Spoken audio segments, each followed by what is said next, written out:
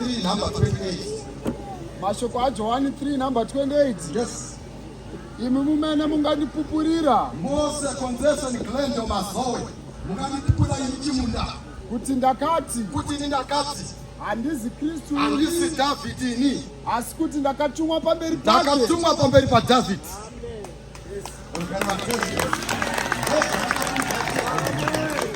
Ndoranga kwanya mochapa Mazoe. Rimwe gore isusu takatenduka muziyo na David ne certificate. Vanokupura nyamzi yavari pano parugwaro pacertificate tona mufananidzo ndiwatakatendeuka navo. Tasvika muCrystal Bay takanzwa kuti Heathcliff pauya David. Isu takasvika paHeathcliff tikatarira mabhishopu anga akapfeka makorona tikataiwa hapana watakaona apa. Zvino handidzoke kumba usiku huno rugare vatendi tataida kuwana David. Saka pokaba wanyama pachisvika muCrystal Bay shuwa takaona mutumwa akasvika rugare vatendi.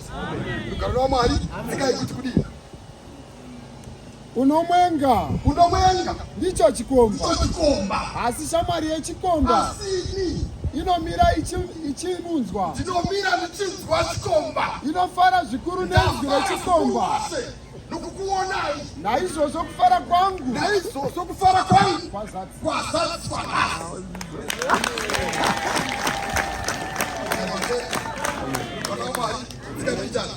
iye unofanira kukura. David anofanira kukudzwa asi ini ndinofanira kunopikiswa.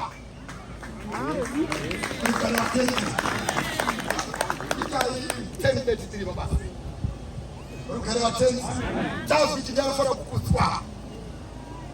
Ndakati David tiwakatumwa rugare vatendi. Anofunga pano patatendeuka nhasi pano.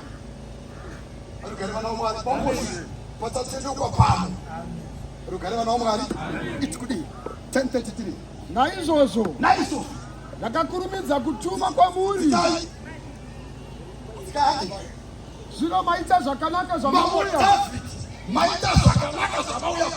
Zvino isu tose tiri pano tiri pamberi paMwari kuti tinzwe zvose zvamarayirwa nazvo muJerusarema.